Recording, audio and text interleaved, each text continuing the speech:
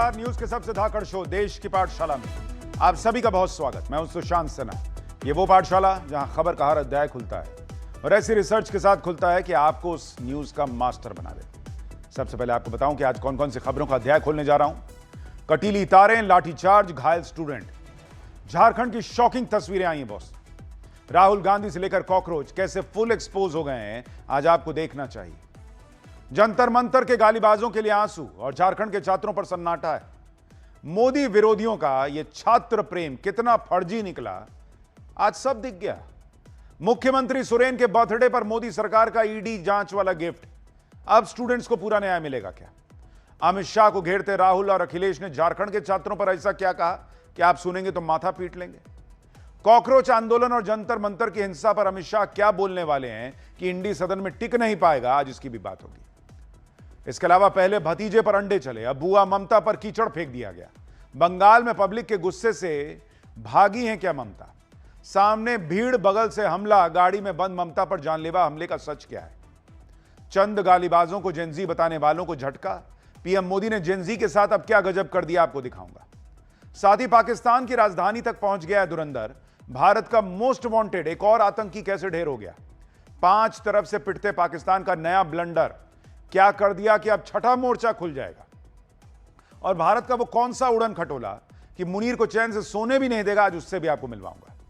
और आखिर में होगा हमारा स्पेशल सेगमेंट ऐसा क्यों बॉस। सावन में भगवान शिव को 3 पत्तों वाला बेलपत्र सब चढ़ाते हैं, लेकिन 3 वाला ही क्यों? ना 2, ना 1, ना उससे भी ज्यादा, ना उससे कम, ऐसा क्यों बॉस?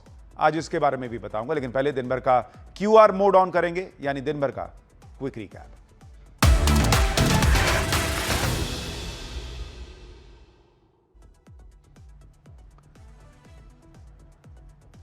उत्तराखंड के चमोली में अचानक बादल फटने से तबाही मच गई। भारी बारिश के कारण नीति घाटी में बने तमक नाले में तेज उफान आ गया। पानी का बहाव इतना तेज था कि कई गांवों को जोड़ने वाला पुल आप देखिए कैसे बह गया है। घटना का लाइव वीडियो सामने आया है, बहुत हैरान करने वाला वीडियो। तस्वीरों में दिखता है कि उफनते पानी की चपेट में आकर कुछ गाड़ियां बह गई। बताया जा रहा है कि पुल के टूटने के बाद नीति घाटी में गाड़ियों की आवाजाही रुक गई है। गाजियाबाद में एक अंडर कंस्ट्रक्शन बिल्डिंग में रील बना रहे एक युवक की मौत ने सबको हिलाकर रख दिया। आरोप है कि बिल्डिंग में तैनात गार्ड ने युवक को चोर समझकर गोली मार दी, जिससे उसकी मौत हो गई। पुलिस ने आरोपी सिक्योरिटी गार्ड विवेक यादव को हिरासत में ले लिया है। उसकी लाइसेंसी बंदूक भी जब्त कर ली गई है। परिवार का दावा है कि समीर सिर्फ रील बनाने गया था। लखनऊ के एक बार में डांस फ्लोर पर कुछ युवकों के बीच जबरदस्त मारपीट हो गई। डीजे की धुन के बीच जमकर लात घूसे चल गए। मारपीट के दौरान क्लब में अफरा तफरी मच गई। सुशांत गोल्फ सिटी के जन्नत बार में हुई घटना का वीडियो भी सामने आया है, जिसमें कुछ युवक एक दूसरे को मारते पीटते दिख रहे हैं। लुधियाना में एक युवक की हत्या से हड़कंप मच गया। हरजिंदर सिंह नाम के शख्स के साथ कुछ बदमाशों ने पहले तो जमकर मारपीट की, उसके बाद गोली मारकर हरजिंदर की हत्या कर दी। यह पूरी वारदात सीसीटीवी फुटेज में कैद हो गई, जिसमें आरोपी धारदार हथियार से हरजिंदर पर हमला करते दिख रहे हैं। 3 हथियारबंद आरोपी थे, ताबड़तोड़ गोली चलाते भी दिख रहे हैं। अहमदाबाद में एनकाउंटर में पुलिस ने रेप के एक आरोपी के पैर में गोली मार दी। आरोप है कि हेबतपुर इलाके में जांच के दौरान आरोपी ने पुलिस कस्टडी से भागने की कोशिश की। एक पुलिस वाले का पिस्टल छीनने का भी प्रयास किया, जिसके कारण एक कांस्टेबल को गोली लग गई। जवाबी कार्रवाई में पुलिस ने फायरिंग की, जिसमें आरोपी के पैर में गोली लगी। फिलहाल सिविल हॉस्पिटल में उसका इलाज चल रहा है। माफिया अतीक अहमद के बड़े बेटे मोहम्मद उमर को लेकर एक नया विवाद सामने आया है। उमर के समर्थकों पर एफआईआर दर्ज कराई गई है। आरोप है कि अबान के जनाजे में शामिल होने जा रही काफिले में जो गाड़ियां शामिल थी, उनमें नवाबगंज टोल प्लाजा पर बैरियर को तोड़ा, टोल कर्मचारियों को भी कुचलने की कोशिश की। टोल अधिकारियों ने कुछ गाड़ियों के नंबर और सीसीटीवी फुटेज पुलिस को उपलब्ध करा दिए हैं, जिसके आधार पर पुलिस ने मामले की जांच शुरू कर दी है। तो यह हो गया दिन भर का क्विक रिकैप। पाठशाला का पहला अध्याय, कटीली तारें, लाठीचार्ज, घायल स्टूडेंट, झारखंड की ऐसी शॉकिंग तस्वीरें कि राहुल कॉकरोच फुल एक्सपोज हो गए क्या? जंतर मंतर के गालीबाजों के लिए आंसू, झारखंड के छात्रों पर सन्नाटा, मोदी विरोधियों का छात्र प्रेम कितना फर्जी निकला। मुख्यमंत्री सोरेन के बर्थडे पर मोदी सरकार का ईडी जांच वाला गिफ्ट, अब स्टूडेंट्स को पूरा न्याय मिलेगा क्या? अमित शाह को घेरते राहुल अखिलेश ने झारखंड के छात्रों पर क्या कहा कि सुनकर माथा पीट लेंगे। और कॉकरोच आंदोलन और जंतर मंतर की हिंसा पर अमित शाह क्या बोलने वाले हैं कि इंडी सदन में टिक नहीं पाएंगे। सबसे पहले इस सबका अध्याय। इस देश में मोदी विरोध के चक्कर में कुछ लोगों की पॉलिटिक्स का लेवल किस कदर नीचे चला गया है, इसका सबूत आज झारखंड के छात्र आंदोलन से आया है बॉस।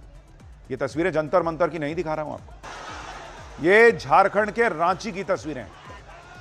आपके बच्चे की शिक्षा, उसकी चोट, उसका दर्द सब मोदी विरोध के काम आएगा तो कुछ नेताओं और उनके इकोसिस्टम को दिखता है, वरना सब धृतराष्ट्र बने बैठ जाते हैं।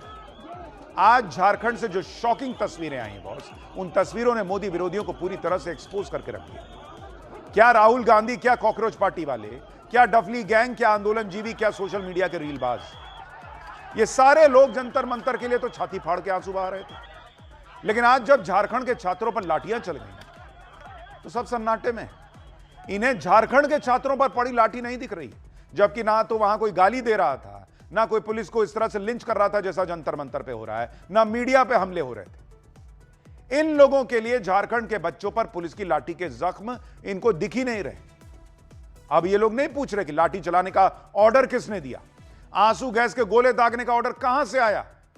भाई राहुल गांधी तो अभी तक सदन नहीं चलने दे रहे। जब तक अमित शाह नहीं बताएंगे कि किसने दिल्ली में आदेश दिया था छात्रों पर एक्शन का, तब तक सदन नहीं चल रहा है।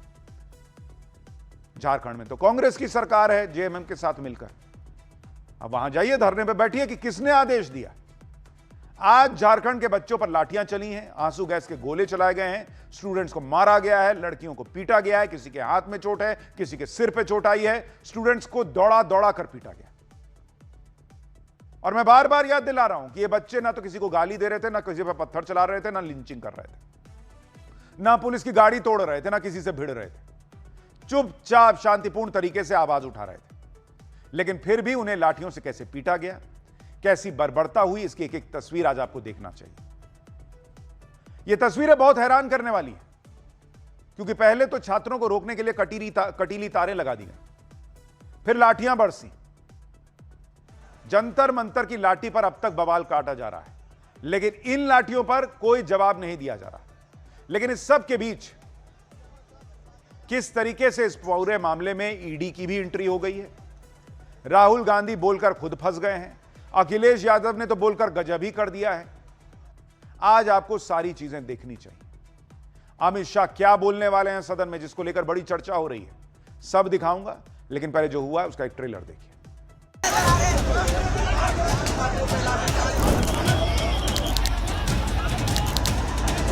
माथा में और पैर में बहुत ज़्यादा चोट लग गया है, माथा पूरा तोड़ दिया है। पुलिस आके एक लाठी बहुत जोर से मारी यहाँ पे। उसके बाद मैंने भागने की कोशिश किया तो मैं नीचे गिर गया। आखिरी बैरिकेडिंग वहाँ पे जाने का प्रयास किया गया जहाँ पे 163 की धारा ऑलरेडी लगी हुई है, तब थोड़ा बहुत लाठी का प्रयोग किया गया था, बहुत ही मिनिमम यूज। 9 दिन का भूख हड़ताल में मैं एम्बुलेंस से आया हूँ और स्ट्रेचर में अभी मैं विधानसभा घेराव में उपस्थित हूँ। असली जिम्मेदार अगर कोई है बेरोजगारी के लिए और नौजवानों को उनका भविष्य अंधकार में डालने के लिए, वो भारत सरकार।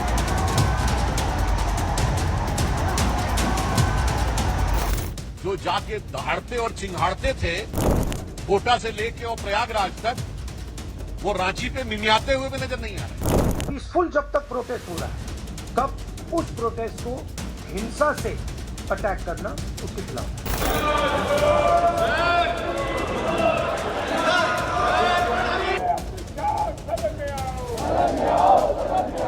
पुलिस प्रशासन पे गृह मंत्री अपना बयान दे, राम मंदिर ट्रस्ट पे कि घोटाले पे चर्चा हो। गृह मंत्री जी का जवाब के समय डरना नहीं है, भागना नहीं है। झारखंड में आज जिन छात्रों पर लाठियां बरसाई गई, वो किसी को गाली नहीं दे रहे थे, ना पत्थर चला रहे थे, ना जवानों पर अटैक कर रहे थे, ना तोड़फोड़ कर रहे थे। जंतर मंतर से बिल्कुल उलट झारखंड में छात्र शांतिपूर्ण तरीके से अपनी बात कह रहे थे और अपनी बात कहने के लिए विधानसभा तक मार्च निकाल रहे थे। लेकिन जिन लोगों को जंतर मंतर पर पुलिस के एक्शन में तानाशाही दिख रही थी, जिन्हें नरेंद्र मोदी तानाशाह दिखते हैं, आज वो देख लें कि झारखंड में छात्रों को किस तरीके से दौड़ा दौड़ा के पीटा गया है। देखिए जरा, एक एक तस्वीर दिखाऊंगा आज आपको।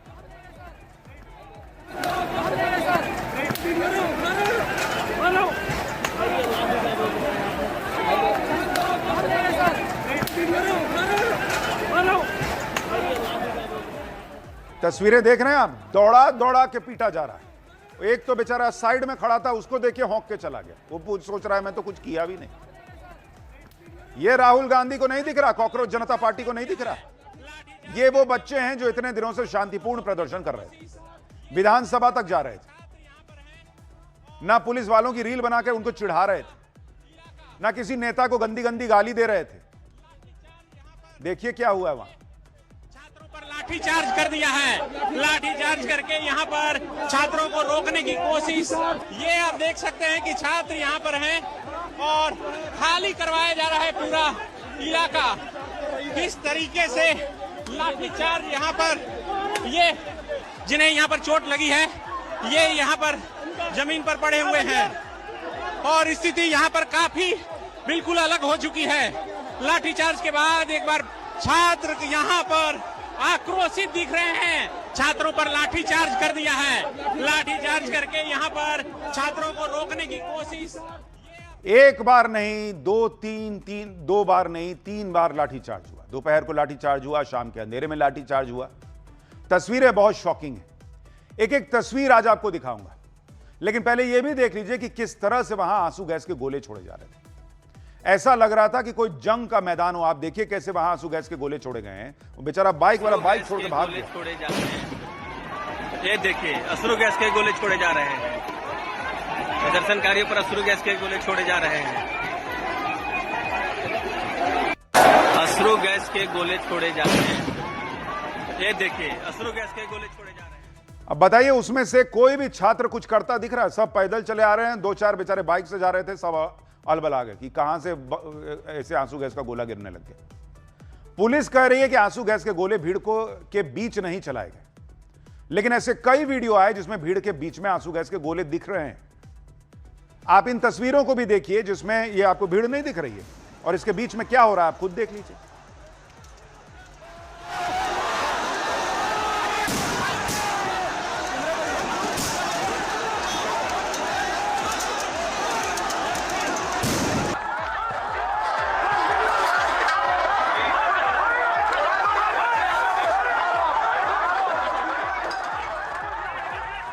बॉस, दोपहर से लेकर शाम तक यही माहौल रहा। जब छात्र विधानसभा के बाहर डट गए तो उन्हें हटाने के लिए शाम को फिर लाठीचार्ज हुआ। जबकि इंडी गठबंधन वाले ये नैरेटिव बना रहे थे कि झारखंड के छात्रों पर लाठी नहीं चलेगी, आंसू गैस का इस्तेमाल नहीं होगा, कोई बर्बरता नहीं होगी, छात्रों की बातों को बहुत ध्यान से सुना जाएगा। लेकिन शाम को भी आप देखिए कैसे लाठीचार्ज हुआ। इतना मीडिया में चल गया, इनके कुछ खास मीडिया वर्ग को छोड़कर बाकी जितने लोग हैं सब दिखा रहे हैं कि छात्रों के साथ क्या हो रहा है। उसके बावजूद आप देखिए वहां लड़कियां भी थीं। सुनिए वो खुद क्या बता रही हैं, उनके साथ क्या हुआ।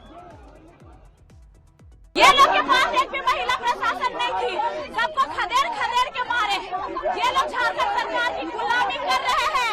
झारखंड सरकार मैया समान योजना देती है और ये लोग माता बहनों को मारने का कार्य करते हैं। ये लोग को काला वर्दी पहनाना चाहिए, मुंह में फेविक्विक देना चाहिए। जब भगदड़ हुआ हम पुलिस के बीच में ही थे, पर उसके बाद भी पुलिस जबरदस्ती भगाने के चक्कर में मेरे को इतना हाइपर की कि हम मेरा पैर मुचका और मेरे पैर में देखिए यहाँ पे स्पेन आया हुआ है। और जेंट्स पुलिस सब लगना चाहिए। महिला पुलिस रहता तो अलग बात है। पुलिस बर्बरता कर रही है और महिलाओं के साथ लाठीचार्ज किया, कपड़ा फाड़ा गया है, महिलाओं का कपड़ा फाड़ के पीटा है। इतना सब कुछ हो रहा है, लेकिन कॉकरोच जनता पार्टी अभी यह तय करने में लगी है कि उनको आगे करना क्या है। अभिजीत दीप के, सौरभ दास कहीं दिख रहे हैं आपको इसमें? करें, कुछ लोगों को भेज दिया है। किन लोगों को? यहां जाने का आपको टिकट नहीं मिल रहा है क्या? आप देखिए रांची में प्रदर्शनकारी छात्रों पर किस तरह का बल प्रयोग हुआ। एक छात्र ने विधानसभा के बाहर धरने पर हटने से इनकार कर दिया तो उसे घसीट कर ले जाया जाने लगा। ये देखिए, इस दौरान छात्रा बेहोश हो गई, उसे एम्बुलेंस से अस्पताल ले जाना पड़ा।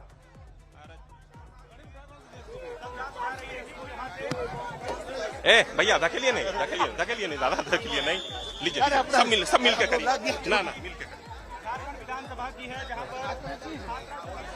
पर। आप ये भी देखिए कि जब लाठीचार्ज हो रहा था तो कुछ पुलिस वाले ये कहते हुए सुने गए कि कैमरा बंद कर दीजिए। कई पुलिस वालों ने जैसे ही कैमरा देखा उन्होंने लाठी चलाना बंद कर दिया। समझ में उनको आ रहा था कि ये सब कैमरे में कैद हो रहा है और कुछ को कह रहे थे कि कैमरा बंद कर दीजिए। देखिए जरा,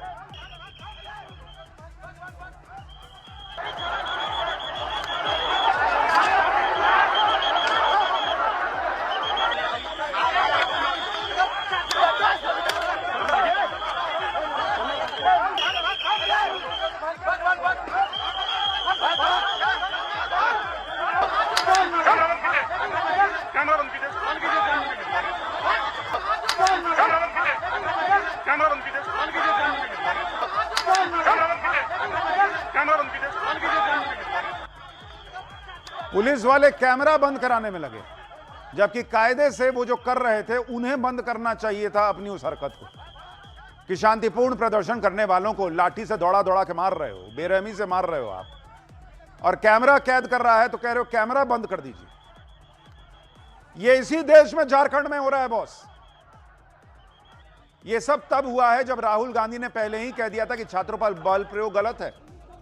झारखंड सरकार छात्रों की सुने। राहुल गांधी ने शाम को बयान दिया और उसके कुछ देर बाद छात्रों पर फिर लाठी बरसी बॉस। राहुल गांधी ने निंदा की छात्रों पर लाठी चलने की, और उस निंदा का बहुत बड़ा असर यह हुआ कि रात को छात्र फिर पीट दिए गए। सोचिए इनके बयान की क्या वैल्यू है इनके खुद की सरकार की नजर में। रांची में छात्रों के मार्च को लेकर राहुल गांधी ने कहा कि झारखंड में विरोध प्रदर्शन कर रहे छात्रों के खिलाफ बल का इस्तेमाल गलत है। छात्रों को शांतिपूर्ण विरोध का अधिकार है और बातचीत से ही समाधान निकल सकता है।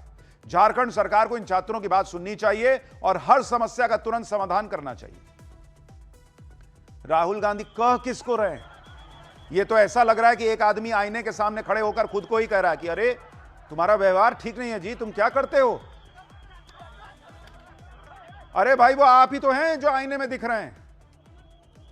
वो झारखंड में आप ही की सरकार है, आप बैठ के निंदा कर रहे हैं, और निंदा का असर यह है कि रात में फिर दौड़ा दौड़ा के इनको ठोक दिया गया। आप सोचिए इनकी पॉलिटिक्स, इनके बयान, इनके एक्शन। एक नॉर्थ पोल पे बैठा रहते हैं, एक साउथ पोल पे। राहुल गांधी रांची के छात्रों के समर्थन में बोल रहे हैं, लेकिन उनके ये बयान इसलिए खोखले हैं क्योंकि झारखंड में उनकी ही पार्टी गठबंधन में शामिल है। अगर राहुल गांधी को इतना ही दर्द हो रहा है छात्रों की इस पिटाई को देखकर, तो हेमंत सोरेन को फोन लगाएं और उनको सीधे सीधे बोलें कि जंतर मंतर के मुद्दे पे मैं बहुत मुखर होकर बोल रहा हूं, मैं संसद चलने नहीं दे रहा हूं, मैं अमित शाह के बयान के बिना मानूंगा नहीं। और आप वहां वही काम कर रहे हैं। राहुल गांधी को यहां अमित शाह का इस्तीफा चाहिए, वहां हेमंत सोरेन का इस्तीफा नहीं चाहिए। ये तस्वीरें देखकर वो बार बार सवाल कर रहे हैं कि छात्रों पर एक्शन का ऑर्डर किसने दिया दिल्ली में। झारखंड में नहीं पूछेंगे कि ऑर्डर किसने दिया। झारखंड के मुद्दे पर राहुल गांधी क्या बोल रहे हैं, सुनिए एक बार। झारखंड के छात्रों के लिए मेरा मैसेज क्लियर है। We condemn any violence against peacefully protesting students. Does not matter where it is happening, we condemn it, we are against it, we do not recommend it, we do not support it. We are very clear, कोई confusion नहीं हमारे mind में। तो peaceful जब तक protest हो रहा है, तब उस प्रोटेस्ट को हिंसा से अटैक करना उसके खिलाफ है। आप देख रहे राहुल गांधी ने कितने प्यार से एक लाइन जो है वो धीरे से मिटाई और उसमें जोड़ दी कि जब तक पीसफुल प्रोटेस्ट हो रहा है। तो झारखंड में तो पत्थर चल रहे थे, तो वहां एक्शन से क्या दिक्कत था? जंतर मंतर पर, माफ कीजिएगा, जंतर मंतर पर पत्थर चलते दिखे, उस पर एक्शन नहीं होना चाहिए था। पुलिस की लिंचिंग हो रही थी, उस पर एक्शन नहीं होना चाहिए था। गंदी गंदी गालियां जेंजी का तो तरीका ही एक करके जस्टिफाई किया जा रहा है कि ना इन पे एक्शन मत लीजिए, कैसे सुधरेंगे। और आज कह रहे हैं कि अगर शांतिपूर्ण है तो फिर एक्शन नहीं होना चाहिए। कह रहे हैं मैं माइंड में क्लियर हूं, हम इसको कंडेम करते हैं, हम इसकी निंदा करते हैं। तो एक काम कीजिए, निंदा कीजिए, संसद चलने दीजिए। यहां निंदा करने करके काम नहीं चल रहा, यहां संसद रोके बैठे हैं। देश भर के सांसद वहां अपने जो प्रतिनिधि गए हुए हैं, अपने लोगों का काम वहां करवाना चाहते हैं। कुछ लोगों की वजह से संसद नहीं चल रहा, बिल 2-2 मिनट में पास हो जा रहे, कोई चर्चा ढंग से नहीं हो रही है। और अपने राज्य की बारी आई तो निंदा करते हैं। झारखंड में किसने छात्रों पर लाठीचार्ज का ऑर्डर दिया, किसने टीयर गैस चलवाई, ये सब राहुल गांधी को अब नहीं जानना है, क्योंकि मामला उनकी सरकार का है। इसी तरह अखिलेश यादव भी संसद में यही पूछ रहे थे कि ऑर्डर किसने दिया था। लेकिन जब बात रांची की आ गई इंडी गठबंधन की आ गई तो अखिलेश यादव यहां के छात्र आंदोलन के लिए भी नरेंद्र मोदी को कोस रहे हैं। ये अलग लेवल पे है बॉस, सुनिए जरा इनको। है कि झारखंड के बच्चों से बातचीत हुई है सरकार की और सरकार बातचीत कर रही है। हमें उम्मीद है रास्ता निकलेगा, लेकिन असली जिम्मेदार है भारत की सरकार। भारत की सरकार ने क्या किया है झारखंड के लोगों को नौकरी देने के लिए? भाई भारत सरकार अगर कुछ काम अच्छा करती तो स्टेट गवर्नमेंट को भी फायदा होता है, स्टेट गवर्नमेंट भी काम करती। असली जिम्मेदार अगर कोई है बेरोजगारी के लिए और नौजवानों को उनका भविष्य अंधकार में डालने के लिए, वो भारत सरकार। आप सोचिए बॉस, आपके बच्चे का भविष्य खराब हो रहा है, ये लोग नरेंद्र मोदी से आगे बढ़ ही नहीं पा रहे। इनकी सुई नरेंद्र मोदी पर अटकी हुई। कह रहे हैं कि अगर नरेंद्र मोदी ने काम किया होता तो झारखंड में ये हाल ना होता। तो फिर एक काम कीजिए, झारखंड में राष्ट्रपति शासन लगा दीजिए, नरेंद्र मोदी यहीं से देख लेंगे। फिर किसी भी राज्य में फिर मुख्यमंत्री होता क्यों है जब सब नरेंद्र मोदी को ही करना है? क्या इन लोगों के लिए आपके बच्चे की तकलीफ, आपके बच्चे का भविष्य, किसी के साथ, महिला के साथ कुछ उत्पीड़न हो जाए, ये सब तभी मायने रखेगा जब वो बीजेपी शासित राज्य में होगा। बंगाल में पोस्ट पोल वायलेंस हो जाए, इनको नहीं दिखता है ममता बनर्जी के राज में उस समय जब हुआ था। यूपी में हो जाए कुछ, उसके बाद देखिए कैसे गाड़ी लेके सब दौड़े दौड़े चले जाएंगे। जंतर मंतर में पुलिस अमित शाह के अंडर आती है तो यहां गदर काट दिए, क्योंकि शिक्षा मंत्री का इस्तीफा चाहिए था। और झारखंड में इतने दिन से छात्रों के साथ ये सब चल रहा है और आज तो एक्सट्रीम ही हो गया। कह रहे नरेंद्र मोदी जिम्मेदार है। मैंने सोशल मीडिया पर झारखंड की एक लड़की का बयान सुना था, वो रो रही थी। वो कह रही थी कि हम लोग कीड़े मकोड़े भी नहीं हैं, कीड़े मकोड़े से भी खराब समझते हैं हमको। वो दिमाग से जाता नहीं है सुन के। क्या आप सोचिए लोगों का दर्द किस एक्सट्रीम पे चला गया है कि इस देश के नेताओं की पॉलिटिक्स उनको एहसास करा रही है कि तुम मेरी नजर में कीड़े मकोड़े हो।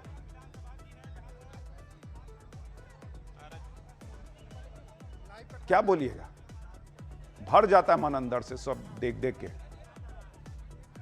क्योंकि इनको नरेंद्र मोदी से आगे कुछ दिखना ही बंद हो गया। खैर, ज्यादा सवाल उठे तो इन्होंने फॉर्मेलिटी के लिए कॉकरोच पार्टी वालों ने अपनी एक टीम वहां भेज दी। आज छात्रों का इतना अहम मार्च था, उसमें कॉकरोच पार्टी का कोई बड़ा चेहरा नहीं गया।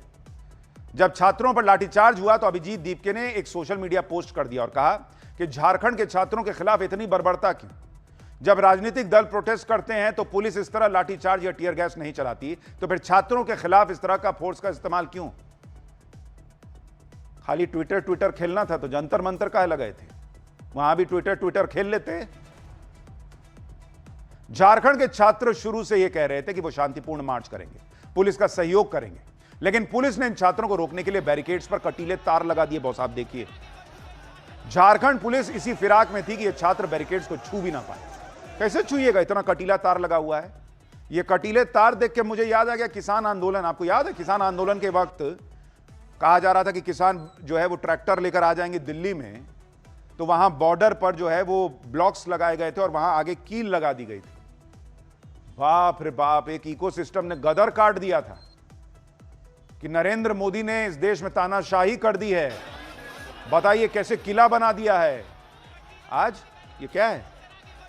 ये तो ट्रैक्टर लेके भी नहीं आए बेचारे, स्टूडेंट हैं, इन्हीं हाथ से लिखते पढ़ते हैं।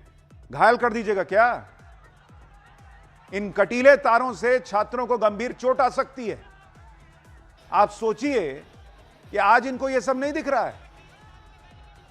इनका हर नैरेटिव एक ही दिशा में जाता है, खाली मोदी मोदी मोदी। प्रदर्शनकारी छात्र नेता पूछ रहे हैं कि क्या यह चीन पाकिस्तान का बॉर्डर है क्या? कांटेदार तार का जो बैरिकेडिंग लगा दिया ना, मेरा हालत बुरी होने के बावजूद भी हम खुद को रोक नहीं पाए। ये क्या पाकिस्तान का बॉर्डर है, बांग्लादेश का बॉर्डर है, चाइना का बॉर्डर है? ये छात्र हैं। सिर्फ कटीले तार नहीं, इन्होंने पहले ही छात्रों पर लाठियां चलाना शुरू कर दिया। आप छात्रों पर लाठीचार्ज की कुछ और तस्वीरें देखिए। ये छात्र विधानसभा तक मार्च करने पर अड़े हुए थे। पुलिस ने इन्हें रोकने के लिए वाटर कैनन का इस्तेमाल किया। पानी की बौछार से स्टूडेंट रोकने की कोशिश की।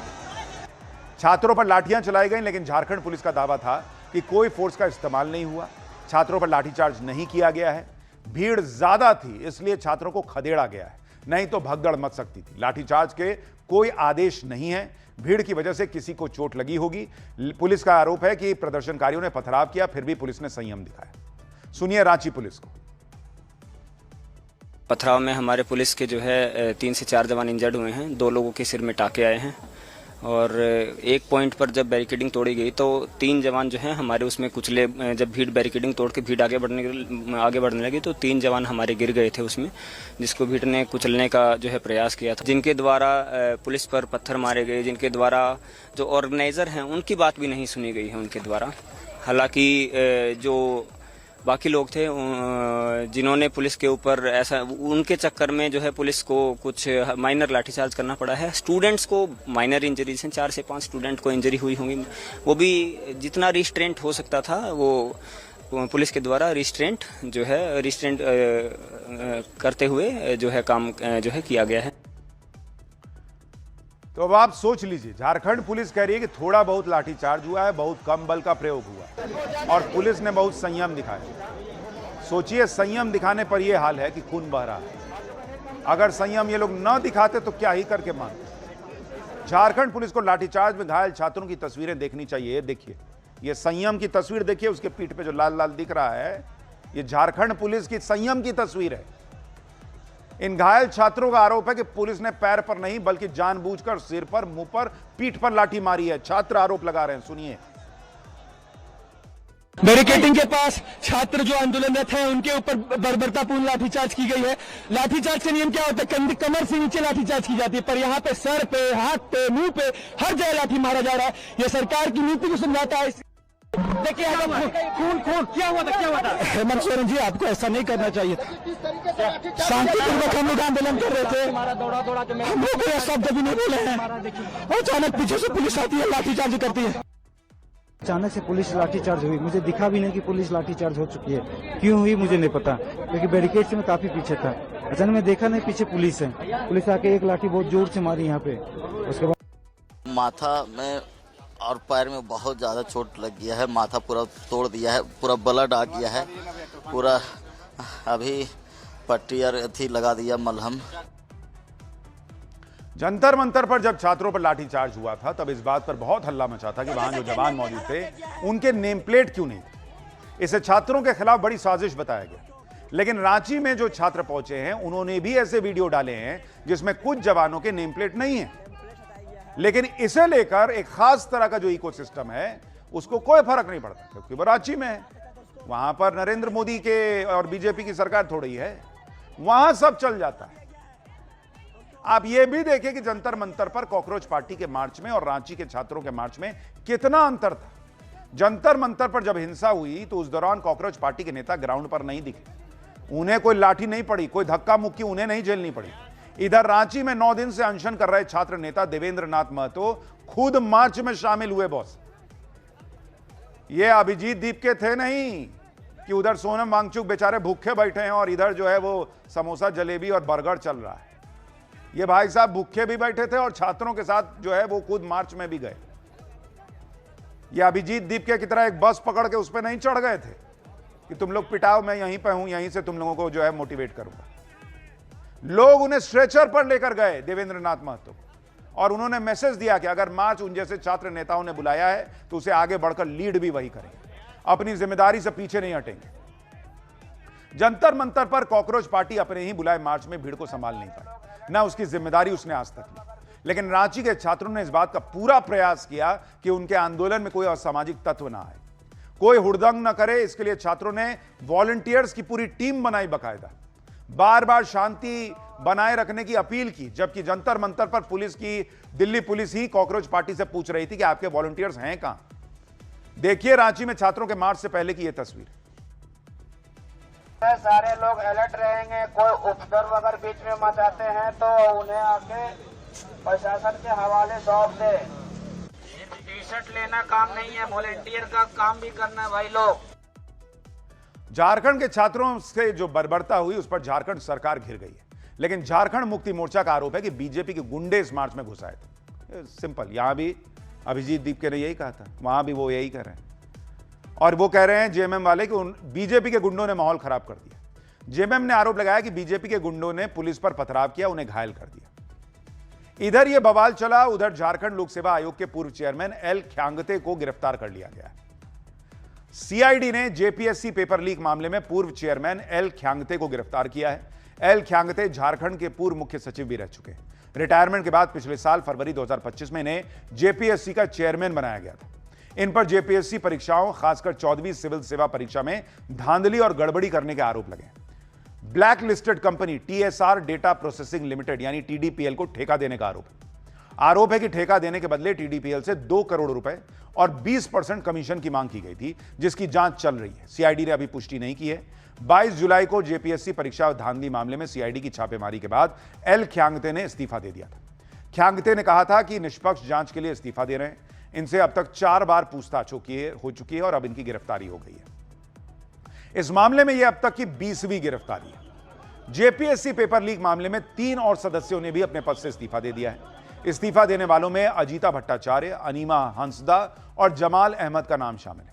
डॉक्टर अजीता भट्टाचार्य जेएमएम महासचिव सुप्रियो भट्टाचार्य की पत्नी है, जो सीएम हेमंत के बेहद करीबी और भरोसेमंद बताए जाते हैं। डॉक्टर अनीमा हांसदा जेपीएससी की पहली आदिवासी महिला सदस्य हैं, जिनका इस्तीफा हो चुका है। Doctor Jamal Ahmed Saint Columba college में उर्दू विभाग के अध्यक्ष थे। इन्होंने रिजाइन कर दिया है। बीजेपी ने जमाल अहमद पर आय से अधिक संपत्ति जुटाने का आरोप लगाया है। इधर झारखंड में छात्रों ने मोर्चा संभाला हुआ है। उधर पेपर लीक से जुड़े गैंग की जड़ें खोदने के लिए पीएम मोदी लगातार एक्शन मोड में है। नीट पेपर लीक माफिया पर शिकंजा कसने के लिए ईडी को भी उतार दिया गया। ईडी ने पूरे देश में एक्शन शुरू कर दिया है। कई राज्यों में ईडी ने रिपोर्ट दर्ज करना शुरू कर दिया है। राजस्थान, हरियाणा, बिहार, कर्नाटक, महाराष्ट्र, झारखंड, असम इसमें शामिल है। इन राज्यों में पेपर लीक से जुड़े केस में ईडी ने जांच शुरू कर दी है। पेपर लीक के मामले में proceed of crime, money trail और वित्तीय लेन देन की जांच अब ईडी करेगी। यानी अब पेपर लीक करने वाले माफियाओं के आर्थिक नेटवर्क को भी ध्वस्त किया जाएगा। इसके लिए काम तेज हो गया है। लेकिन यह तो हो जाएगा, असल बात तो यह है कि इस देश में मोदी विरोध की पॉलिटिक्स से ऊपर उठकर पॉलिटिक्स कब शुरू होगी। खैर, पाठशाला में अब अगला अध्याय। पहले भतीजे पर अंडे चले, अब बुआ ममता पर कीचड़ फेंका। बंगाल में पब्लिक के गुस्से से भाग रही है क्या ममता? सामने भीड़, बगल से हमला, गाड़ी में बंद ममता पर जानलेवा हमले का सच क्या है? चंद गालीबाजों को जेनजी बताने वालों को झटका। पीएम मोदी ने जेनजी के साथ अब क्या गजब कर दिया, इसका अध्याय देखिए। इधर झारखंड में हंगामा और बवाल मचा है, छात्रों पर लाठियां बरसाई गई। दूसरी तरफ बंगाल में भी गजब हो रखा है। बंगाल विधानसभा चुनाव के बाद से ही टीएमसी नेताओं के खिलाफ पब्लिक खुलकर बोल रही है। अब तक टीएमसी सत्ता में थी तो पब्लिक कुछ बोल नहीं पाती थी, लेकिन अब वो अपना गुस्सा जो है वो खुलकर जाहिर कर रही है। चुनाव के बाद से टीएमसी नेताओं का घर से निकलना मुश्किल हो रखा है। भीड़ घेर लेती है, चोर चोर के नारे लगाने लगती है, अंडे मारने लगती है, कीचड़ से हमला कर देती है।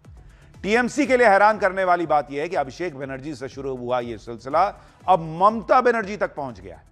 अब ममता बनर्जी की कार पर लोगों ने कीचड़ से हमला कर दिया। ममता बनर्जी की कार पर हुए हमले ने बंगाल की राजनीति को गरमा दिया। ममता बनर्जी और टीएमसी बीजेपी पर आरोप लगा रहे हैं। बीजेपी कह रही है कि इस हमले में बीजेपी का कोई रोल नहीं है। ममता बनर्जी बिना वजह हंगामा खड़ा कर रही है। यह विपक्ष की राजनीति का हिसाब किताब है बॉस। हर बात के लिए बीजेपी और मोदी सरकार को जिम्मेदार ठहरा दो। जंतर मंतर पर प्रोटेस्ट के दौरान पीएम मोदी को जेनजी के नाम पर कुछ लोगों से गालियां दिलवाई गई। जेनजी को पूरा भड़काने का प्रयास हुआ, लेकिन अब पीएम मोदी ने पूरा गेम ही पलट दिया है।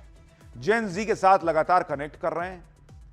जेनजी के साथ न सिर्फ कनेक्ट कर रहे हैं, बल्कि जेनजी को जीवन की मुश्किलों के बारे में समझा रहे हैं, उनके गाइड की तरह काम कर रहे हैं। और जो लोग जेनजी को पीएम मोदी के खिलाफ हथियार बनाना चाह रहे थे, पीएम मोदी ने उस हथियार को देश के लिए कैसे पॉजिटिव दिशा में मोड़ा जाए, इसका काम शुरू कर दिया है। जेनजी के बीच कैसे पीएम मोदी का क्रेज दिख रहा है और क्या क्या नया हुआ है, यह सब दिखाऊं। पहले इसकी झलक देखिए। हम लोग सब मर गया था। जय श्री राम बोल बोल के वो अगर बीजेपी की नहीं होंगे तो कौन बीजेपी के होंगे? कर्मा घूम के वापस आता है। भारत माता की लगातार तीसरी बार देश को मेडल दिलवाया है। बहुत आशीर्वाद बेटा। जो खेलेगा वो खिलेगा।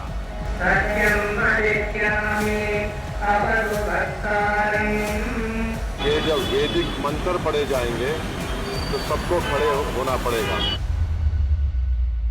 कैंपस का जीवन और कैंपस के बाहर का जीवन, इन दोनों में बहुत बड़ा अंतर होता है। एक आध दो बेटियां होती तो जरा ज्यादा अच्छा होता। Always cheer for Bharat.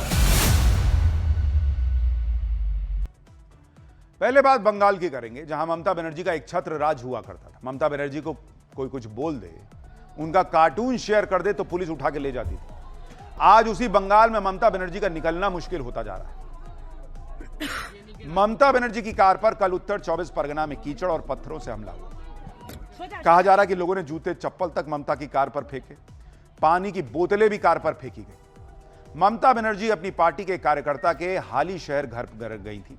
आरोप है कि इस कार्यकर्ता की मौत पुलिस हिरासत में हुई थी। जब ममता बनर्जी वहां पहुंची तो भीड़ ने ममता बनर्जी के खिलाफ नारेबाजी शुरू कर दी। टीएमसी के खिलाफ कितना गुस्सा है बंगाल की पब्लिक में, आप इन नारों से समझिए। ममता बनर्जी के काफिले को देखते ही लोगों ने नारे लगाने शुरू कर दिए। देखिए वहां क्या माहौल बन गया था।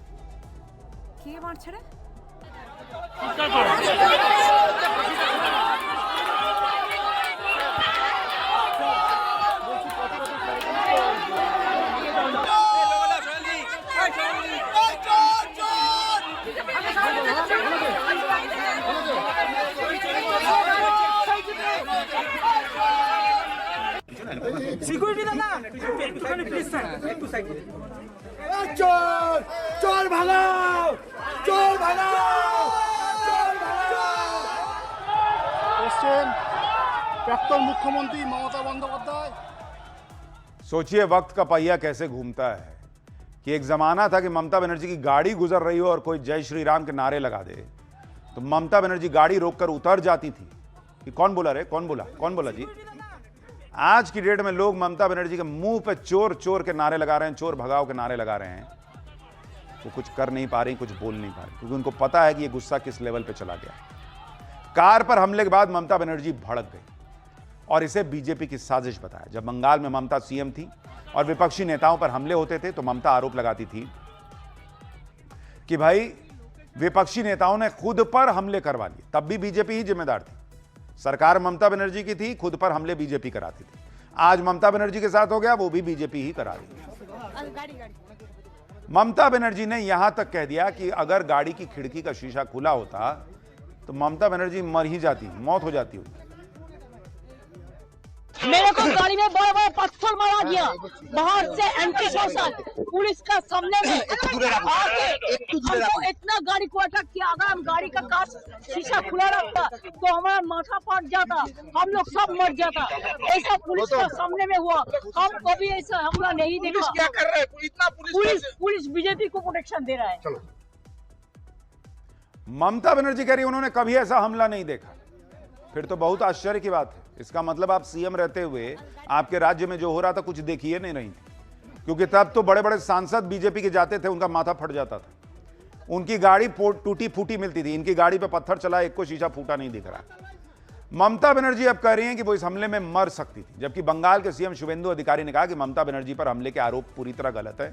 ममता बनर्जी बिना पुलिस को बताए वहां चली गई। शुवेंदु अधिकारी ने कहा कि ममता को Z+ सुरक्षा मिली हुई है, एक भी बीजेपी कार्यकर्ता मौजूद नहीं था, ममता की सुरक्षा में कोई चूक नहीं हुई, पुलिस ने जिम्मेदारी पूरी ईमानदारी से निभाई। चोर चोर के नारे पसंद नहीं तो ममता हेडफोन लगाए। शुवेंदु अधिकारी कह रहे हैं कि चोर चोर के नारे पसंद नहीं है तो हेडफोन लगा के चलिए। सीएम शुवेंदु अधिकारी ने ममता के आरोपों को नकार दिया और साथ ही पब्लिक को भी संयम बरतने की सलाह दी। बीजेपी ने कहा कि इस तरह से किसी नेता पर हमला बंगाल की संस्कृति नहीं है। सुनिए बंगाल की मंत्री अग्निमित्रा पॉल ने क्या कहा है। पब्लिक अगर ममता बनर्जी को मिट्टी फेंकते हैं और पत्थर फेंकते हैं और जूता फेंकते हैं और चोर चोर बोलते हैं, इसमें मेरा आपत्ति है। ममता बनर्जी जो भी किए हैं, दुर्नीति किए हैं, चोरी किए हैं, महिला के ऊपर अत्याचार हुआ है, कुछ प्रतिवाद नहीं किए हैं। आज 9 अगस्त है, अभया का मृत्यु दिन है, सब मानते हैं, लेकिन ये बंगाल की संस्कृति नहीं है। ममता बनर्जी के काफिले पर हुए हमले के बाद टीएमसी भड़की हुई है। ममता पर हमले के विरोध में आज टीएमसी ने कोलकाता में विरोध प्रदर्शन किया। टीएमसी कार्यकर्ताओं ने बीजेपी पर आरोप लगाया और कहा कि बदले की राजनीति हो रही। टीएमसी नेताओं का तो यहां तक कहना है कि ममता पर हमला बीजेपी ने ही करवाया था, क्योंकि हमला करने वाले जय श्री राम के नारे लगा रहे थे। इसका जवाब कुलंदर ने दे दिया। वो जय श्री राम बोल के ममता दीदी के ऊपर पत्थर फेंक रहे हैं, ममता दीदी की गाड़ी में भांग तोड़फोड़ कर रहे हैं, बड़ा बड़ा ईट ब्रिक फेंक रहे हैं जय श्री राम बोल बोल के। वो अगर बीजेपी की नहीं होंगे तो कौन बीजेपी की होंगे? उसका पीछे जो आम जनता थे वो नमस्ते कर रहे थे, दीदी को नमन कर रहे थे, हाथ हिला रहे थे, लेकिन सामने जो थे वो बीजेपी के गुणी थे। ममता बनर्जी की कार पर हुए हमले के बाद इंडी गठबंधन के दल भी एक्टिव हो गए। केजरीवाल से लेकर अखिलेश यादव तक बीजेपी पर निशाना साध रहे हैं। केजरीवाल ने कहा कि ममता दीदी राज्य की पूर्व मुख्यमंत्री हैं, उन गुंडों की हिम्मत तो देखिए जिन्होंने गाड़ी पर हमला किया। विपक्षी नेताओं को डराने और उन पर हमला करने के लिए बीजेपी ने जानबूझकर कानून व्यवस्था को कमजोर किया है। जैसे जैसे मोदी सरकार की लोकप्रियता घट रही है, बीजेपी की हताशा बढ़ती जा रही है। आप सोचिए, ये वो अरविंद केजरीवाल कह रहे हैं जिन्होंने हाल ही में किसी एक इंटरव्यू में कहा था कि जंतर मंतर पर जो पब्लिक आई हुई थी वो तो मोदी को ठोकने आई थी, इस तरह से बोले। और अब वहां कह रहे हैं कि ये बड़ा गलत हो रहा है, ये लोकतांत्रिक तरीका नहीं है। उधर अखिलेश यादव कह रहे हैं कि ममता बनर्जी भी चुनी हुई मुख्यमंत्री थी, उनको अपमानित नहीं करना चाहिए, सरकार को उनकी सुरक्षा की पूरी व्यवस्था करनी चाहिए। जो इतनी सीनियर लीडर हैं, मुख्यमंत्री रही हैं वहाँ की, और उसके बाद उन पर हमला हो जाए और जिस तरह का व्यवहार हो रहा है, अगर सरकार करवा रही है तो ये बहुत निंदनीय है, क्योंकि ये सरकारें तो आती जाती हैं, किसी को अपमानित आप कैसे कर सकते हैं? वो भी चुनी हुई मुख्यमंत्री थी, आज नहीं है सरकार में, तो बहुत ज्यादा फासले से नहीं आ रही हैं। सेंटर फोर्स नहीं लगा होता तो शायद वो चुनाव नहीं हारती। ये सिक्योरिटी मिलनी चाहिए उनको, और सरकार की जिम्मेदारी उनकी सुरक्षा का इंतजाम करे। कुल मिलाकर ममता बनर्जी की कार पर हमले ने बंगाल की राजनीति में हंगामा खड़ा कर दिया। टीएमसी फुल हंगामा कर रही है, ममता की जान खतरे में बता रही है, बीजेपी पर आरोप लगाने के साथ साथ जय श्री राम के नारे भी बीच में ला रही है।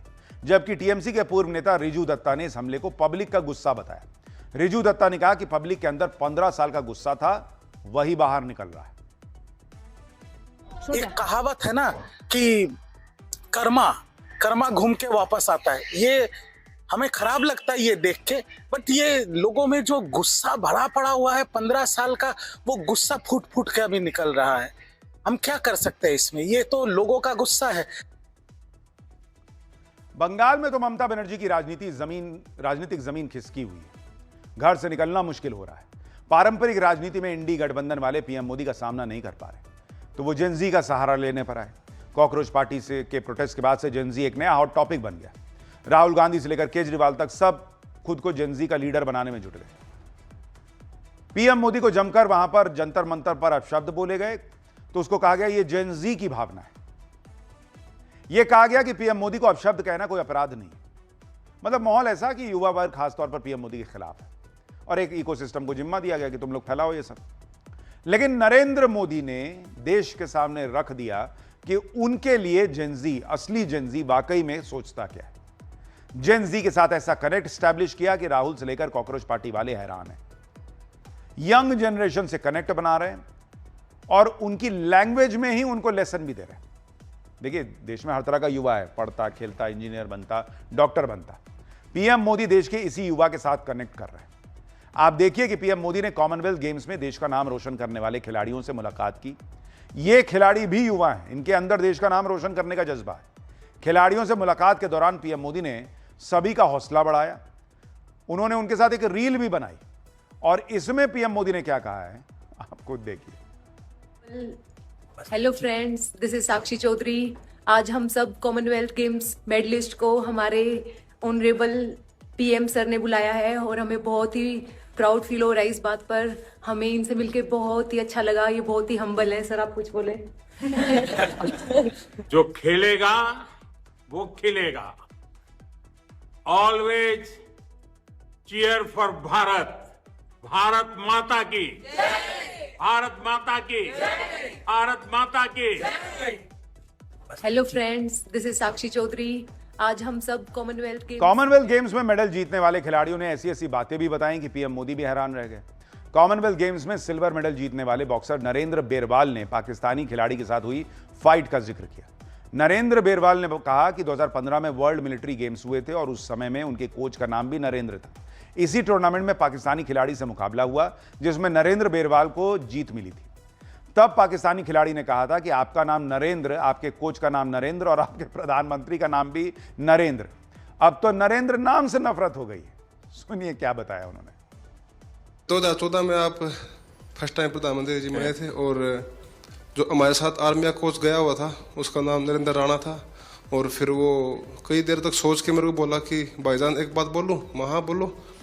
बोला भाईजान आपका नाम नरेंद्र है, आपके कोच का नाम नरेंद्र है, आपके प्रधानमंत्री का नाम नरेंद्र है, तो मुझे नरेंद्र नाम से नफरत हो गई है। इसी तरह से वेट लिफ्टर मीराबाई चानू से भी पीएम मोदी ने बातचीत की। मीराबाई चानू ने कॉमनवेल्थ गेम्स में वेट लिफ्टिंग में गोल्ड मेडल जीता। पीएम मोदी ने कहा कि जीतने के बाद भी आप रो रही थी, ऐसा लग रहा था कि जैसे एक एक आंसू से गोल्ड मेडल गिर रहा हो। इस पर मीराबाई चानू ने बताया कि वो क्यों रो पड़ी थी। आप भी सुनिए। इतने आंसू टपक रहे थे, मुझे लगता है कि आंसू के हर बूंद से जैसे गोल्ड मेडल टपक रहा है। मैं बहुत ज़्यादा खुशी थी, इमोशनल भी थे उसी दिन, खुशी ज़्यादा था। और मैं इसलिए रोई थी कि मेरा पेरिस ओलंपिक में मेरा 1 केजी में मेडल रह गई थी। और एक प्लेयर्स की लाइफ में क्या क्या हमको फेस करना पड़ता है, तो ये 4 साल के अंदर मैं कितना क्या क्या कुछ मैंने फेस किया था। और हमारी जो फ्लैग ऊपर जाते हैं और हमारे नेशनल एंथम जब बजते हैं तो सर हम रुक नहीं सकते सर, अपना आप आंसू निकलते हैं। वो बहुत बढ़िया। ये खिलाड़ी जो अपनी मेहनत और लगन के दम पर देश के लिए मेडल जीतते हैं, इनके साथ पीएम मोदी ने बेहद शानदार अंदाज में कनेक्ट किया। एक एक खिलाड़ी से बात की। मीराबाई चानू को तो मिठाई भी खिलाकर उनके जन्मदिन की बधाई दी। ये तस्वीरें देश के जेनजी को भी दिख रही हैं। ये तस्वीरें इंडी गठबंधन को परेशान भी कर रही होंगी। लेकिन पीएम मोदी ने सिर्फ देश के खिलाड़ियों से ही मुलाकात नहीं की। पीएम मोदी ने आईआईटी दिल्ली के कॉन्वोकेशन समारोह में भी हिस्सा लिया था। आईआईटी जहां पढ़ने वाले स्टूडेंट्स भी जेनजी ही हैं। और यहां पीएम मोदी ने क्या गजब का कनेक्शन स्टैब्लिश किया। आईआईटी दिल्ली में पीएम मोदी की एंट्री भी धमाकेदार अंदाज में हुई। छात्रों से भरे ऑडिटोरियम में पीएम मोदी जब आए तो उस समय वैदिक मंत्रोच्चार हो रहा था। अपनी एंट्री के साथ ही पीएम मोदी ने आगे के लिए टोन सेट कर दी। मंत्रोच्चार के बीच पीएम मोदी को सम्मानित किया गया और उसके बाद पीएम मोदी ने मेडल जीतने वाले छात्रों को डिग्री दी। पीएम मोदी ने पास आउट करने वाले स्टूडेंट्स को अपनी बातों से नॉस्टैल्जिक कर दिया। उन्होंने कहा कि आज इन पलों को जी भर के जी लीजिए, क्योंकि बाहर निकलने के बाद यही सब याद आएगा। आज के इस पल को पूरी तरह जी लीजिए।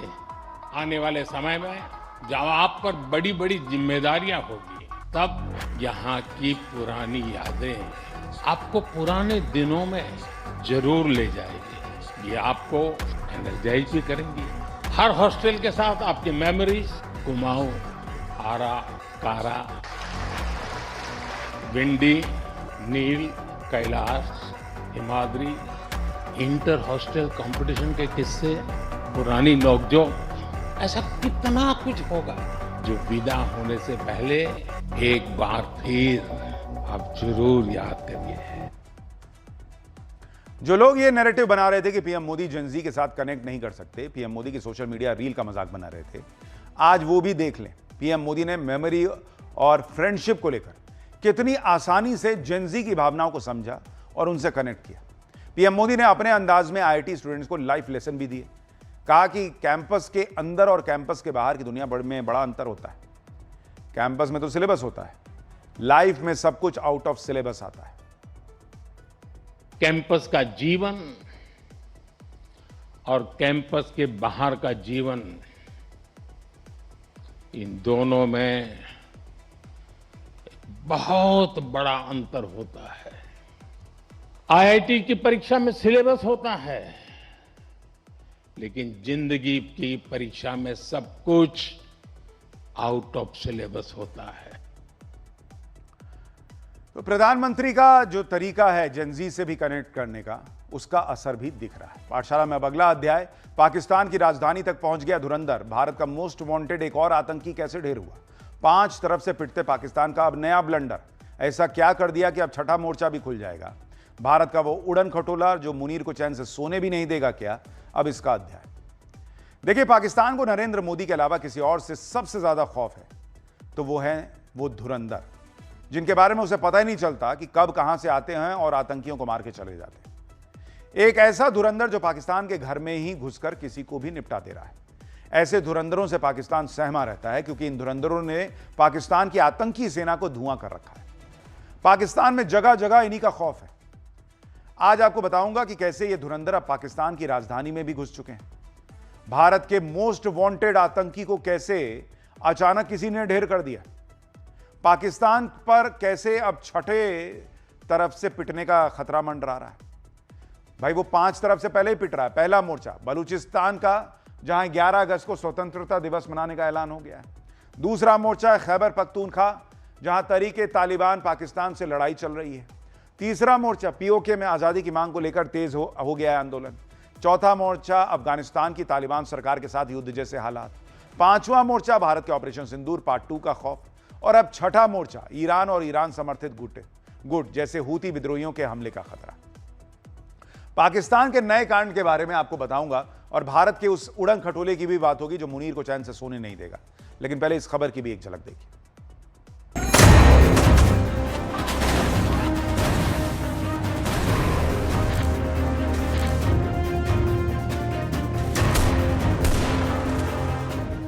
चार सालों के अंदर 30 से ज्यादा वाकयात हो चुके हैं कि हमारे भाइयों को शहीद किया गया।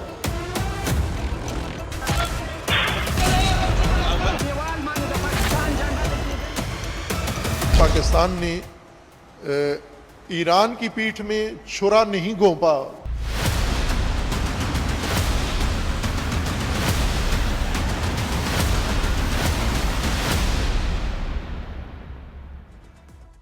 पाकिस्तान में धुरंधर की दहशत फैलती जा रही है, जो पीओके, कराची, पेशावर और रावलपिंडी के बाद अब राजधानी इस्लामाबाद तक पहुंच चुका है। इस्लामाबाद की एक मस्जिद से आई तस्वीर देखिए। मस्जिद में पहुंचते हुए एक आतंकी अचानक जमीन पर गिरता दिखता है। आसपास से आए लोग उसे संभालने की कोशिश करते दिखे, लेकिन उसकी जान नहीं बचा पाए। सोशल मीडिया पर यह वीडियो खूब वायरल हो रहा है। कहा जा रहा है कि मस्जिद पहुंचने से पहले आतंकी ने एक रेस्टोरेंट में खाना खाया था, वहीं उसके साथ धुरंधर ने खेल कर दिया और मस्जिद पहुंचते पहुंचते आतंकी की मौत हो गई। इस्लामाबाद की मस्जिद में जो आतंकी ढेर हुआ वो हाफिज सईद के आतंकी संगठन लश्कर तैयबा से जुड़ा हुआ था और 26/11 के मुंबई आतंकी हमले की साजिश में शामिल था। भारत में मोस्ट वांटेड इस आतंकी का नाम आतंकी कारी सईद अब्दुल अजीज था, जो आतंकी संगठन लश्कर तैयबा का एक सीनियर कमांडर था। आतंकी सईद अब्दुल अजीज को लेकर लश्कर की खास यूनिट की जिम्मेदारी सौंपी गई थी। लश्कर की यह यूनिट जम्मू कश्मीर में मुठभेड़ में मारे गए आतंकियों के परिवार वालों की आर्थिक मदद का इंतजाम देखती है। इसके साथ ही लश्कर की यह यूनिट जम्मू कश्मीर में घुसपैठ करने वाले आतंकियों के साथ कम्युनिकेशन का काम भी संभालती है। देखिए, तो यह खौफ तो उनके अंदर बढ़ता जा रहा है कि कब कौन कहां से मार के चला जाए। लेकिन बात पाकिस्तान के उस ब्लंडर की भी, जो 5 तरफ से पिटते पाकिस्तान के लिए एक नया मोर्चा खोल दे रही है। देखिए, मक्का के पवित्र शहर में सऊदी अरब और तुर्की के साथ पाकिस्तान ने मक्का ज्वाइंट डिफेंस एग्रीमेंट साइन किया, जिसे इस्लामिक नेटो डील कहा जा रहा है, क्योंकि इस डील में भी नेटो की तरह सदस्य देशों में किसी एक पर हमला मतलब सब पे हमला। लेकिन इस डील को साइन करते ही पाकिस्तान ईरान और उसके सहयोगी विद्रोही गुटों के निशाने पर आ गया, क्योंकि जिस सऊदी अरब के साथ उसने डील की वो अमेरिका के साथ युद्ध में खुले तौर पर अमेरिका का साथ दे रहा है। सऊदी अरब ने यमन में हूती विद्रोहियों के ठिकाने पर हमले भी किए हैं। ऐसे में अगर डील के तहत पाकिस्तान सऊदी अरब का साथ देता है तो वो ईरान के डायरेक्ट टारगेट पर आ जाएगा। लेकिन मुनीर की टेंशन यहीं खत्म नहीं होती। उसकी एक और टेंशन है जो उसे रात में चैन से सोने भी नहीं देगी, और जिसकी तैयारी ऑपरेशन सिंदूर में मुनीर और उसकी सेना को धूल चटा चुके भारत ने शुरू कर दी है। भारत के वैज्ञानिकों ने स्पेस से दुश्मन पर नजर रखने वाले प्रोजेक्ट पर काम शुरू कर दिया। भारत के स्पेस साइंटिस्ट ऐसे सैटेलाइट डेवलप कर रहे हैं जिसकी मदद से पाकिस्तान के किसी भी कोने में 24 घंटे नजर रखी जा सकेगी। खास बात यह है कि इसके लिए पाकिस्तान के एरिया में जाने की भी जरूरत नहीं पड़ती। आसान भाषा में कहें तो आसमान से मुनीर के बेडरूम तक पर नजर रखी जा सकती है।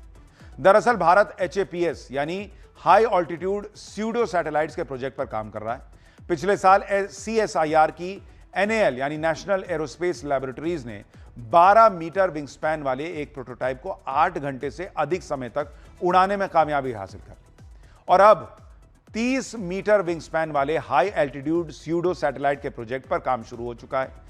इसे साल 2027 तक 90 दिनों तक लगातार उड़ान भरने में सक्षम बनाने का टारगेट है। हैप्स की सबसे बड़ी ताकत इसका बहुत अधिक ऊंचाई पर उड़ान भरना है। यह प्लेटफॉर्म वायुमंडल में सामान्य एयरक्राफ्ट ट्रैफिक और खराब मौसम वाली लेयर से काफी ऊपर मौजूद स्ट्रेटोस्फीयर में उड़ान भरता है। स्ट्रेटोस्फीयर की लेयर धरती की सतह से 10 से 50 किलोमीटर की ऊंचाई पर फैली होती है। धरती की सतह से इतनी अधिक ऊंचाई पर उड़ान भरने से HAPS की मदद से सैकड़ों किलोमीटर के दायरे में निगरानी रखी जा सकती है। अत्याधुनिक कैमरे, थर्मल सेंसर और सिग्नल इंटेलिजेंस से लैस हैप्स भारत के एयर स्पेस में रहते हुए पूरे पाकिस्तान पर नजर रख सकता है। तो यानी पाकिस्तान के लिए अच्छा वक्त तो नहीं चल रहा। खैर, और अब हमारा स्पेशल सेगमेंट ऐसा क्यों बॉस। सावन का महीना चल रहा है और चारों तरफ कांवड़ की धूम है। भोलेनाथ का अभिषेक करने के लिए भक्त गंगाजल लेकर आ रहे हैं। भगवान शिव की पूजा में गंगाजल, दूध और भस्म के साथ बेलपत्र का विशेष महत्व माना जाता है। लेकिन क्या आपने कभी सोचा है कि महादेव को खास तौर पर 3 पत्तियों वाला बेलपत्र ही क्यों चढ़ाया जाता है? बेलपत्र का उल्लेख बिल्वाष्टकम के पहले श्लोक में भी मिलता है। बिल्वाष्टकम भगवान शिव और बेलपत्र की महिमा बताने वाला प्राचीन संस्कृत स्तोत्र है। त्रिदलम त्रिगुणाकारम त्रिनेत्रम च त्रियायुद्धम त्रिजन्म पाप संहारम एक बिल्बम शिवार्पणम। इसका मतलब है कि 3 पत्तियों वाला बेलपत्र प्रकृति के 3 गुणों सत्व, रज और तम का प्रतीक माना गया है। इसे भगवान शिव के 3 नेत्रों और उनके त्रिशूल की 3 धारा का भी प्रतीक माना जाता है। यह 3 जन्मों के पापों का नाश करने वाला भी माना गया और ऐसे बेलपत्र को भगवान शिव को अर्पित किया जाता है। धार्मिक मान्यताओं के अनुसार बेलपत्र की 3 पत्तियां ब्रह्मा, विष्णु और महेश यानी त्रिदेव का प्रतीक भी मानी गई हैं। इसके पीछे एक पौराणिक कथा भी है। कहा जाता है कि समुद्र मंथन के दौरान जब हलाहल विष निकला तो सृष्टि की रक्षा के लिए भगवान शिव ने उसे अपने कंठ में धारण किया। विष के प्रभाव को शांत करने के लिए देवताओं ने महादेव पर जल चढ़ाया और बेलपत्र अर्पित किए। तभी से भगवान शिव की पूजा में बेलपत्र का बहुत खास महत्व माना जाता है। इसी वजह से सावन और शिवरात्रि में भक्त बड़ी श्रद्धा से महादेव को 3 पत्तियों वाला बेलपत्र अर्पित करते हैं। बेलपत्र चढ़ाते समय ध्यान रखिए कि पत्तियां कटी, फटी या सूखी ना हो और यह भी ध्यान रखिए कि बेलपत्र का चिकना हिस्सा शिवलिंग की तरफ रखा जाए। तो पूजा तो कीजिए, लेकिन ये जानकारी के साथ कीजिए। आज के लिए पाठशाला में इतना।